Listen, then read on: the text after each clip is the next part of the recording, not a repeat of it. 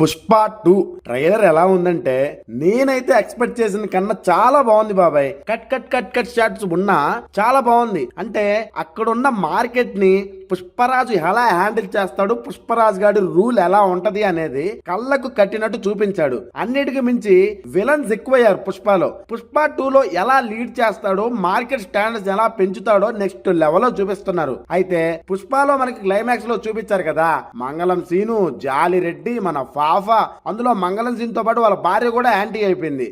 ఇక మురుగన్ తో కూడా టచ్ అవుతుంది అనుకుంటా విలన్ గా ఇక్కడ. ఎందుకంటే నేషనల్ నుంచి ఇంటర్నేషనల్ మార్కెట్ కి వెళ్తున్నాడు. ఇక విలన్ గా వాళ్ళందరూ సూపర్ ఉన్నారు. కొత్త విలన్స్ అయితే యాడ్ అవుతున్నారు బాబాయ్. అందులో ఫాఫాతో పాటు మినిస్టర్ రావు రమేష్ కూడా యాంటీ అవుతాడు అనుకుంటా ట్రైలర్ లో చూస్తూ ఉంటే. ఇక పుష్ప ఏం ఆలోచిస్తున్నాడంటే, ఇండియా సరుకే ఇంత వస్తుంటే చైనా జపాన్లలో ఈయన బొంగలు, అదే మన ఎర్రచందనం అమ్మితే ఎట్ట వస్తుందో తెలుసుకోవాలని ఇంటర్నేషనల్ మార్కెట్ స్టాండర్డ్స్ ని టచ్ చేస్తాడు అనుకుంటా బాబాయ్. ఈ గ్యాప్ లోనే ఈ చోరీ, ఈ యాక్షన్ సీన్స్, ఆ దొంగలు లేపడం, విలన్స్ కి వణుకు పుట్టించేలా యాక్షన్స్ డిజైన్ చేశారనుకుంటా మన సుకుమార్ బాబాయ్. వేరే లెవెల్లో ఉన్నాయి. And Jagapathi Babu high politician leader అయి ఉండొచ్చు. ఇక శ్రీలీల ఐటమ్ సాంగ్ కూడా నెక్స్ట్ లెవెల్ ఉండబోతుంది, బానే కనపడుతుంది. అండ్ మన పుష్పరాజు నెత్తికి గోల్డెన్ కలర్ పెట్టుకుంటాడు చూడు, అదే ఎంత రూలింగ్ అంటే ఆ చేతికి పెట్టుకున్న వంగరం కానీ, నెత్తికి గోల్డెన్ రంగు అంటే గోల్డ్ తో చేసిన పెయింట్ పూసుకుంటాడు. అంటే ఏ లెవెల్లో ఆలోచించండి ఒక్కసారి.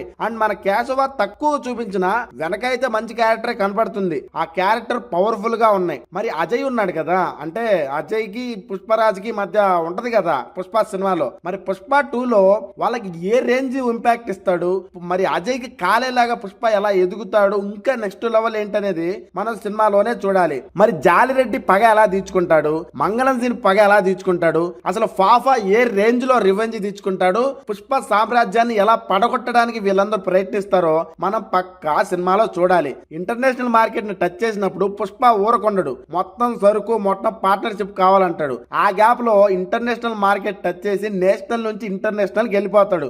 ఈ గ్యాప్ లో వేరే లెవెల్ ఉంటది. ఇక action and fight makings ramp ఉన్నాయి బాబాయ్. మొన్న ఈ మధ్య మ్యూజిక్ గురించి పుకార్లు వచ్చినాయి కదా, డిఎస్పి అవుట్ తమను ఇన్ను అని. నాకు తెలిసి ఏమి అనిపించట్లా. నాకేమనిపిస్తుందంటే ఇది ఒక రకమైన సినిమా ప్రమోషన్ అనిపిస్తుంది బాబాయ్. అలా చేస్తే ఒక నిజంగా డిఎస్పి సగం కొట్టలేదా, ఒకవేళ తమను కొట్టింటే ఎలా ఉంటుందో అని సినిమా ప్రమోషన్ కోసం ఆడియన్స్ ని రప్పించుకోవడానికి ఇది ఒక స్ట్రాటజీ అని నాకు అనిపిస్తుంది.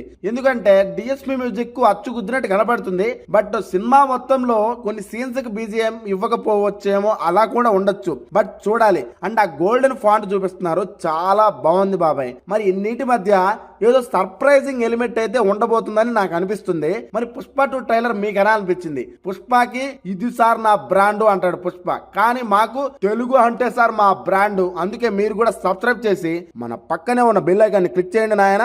మళ్ళీ ఇంకో వీడియోతో కలుద్దాం.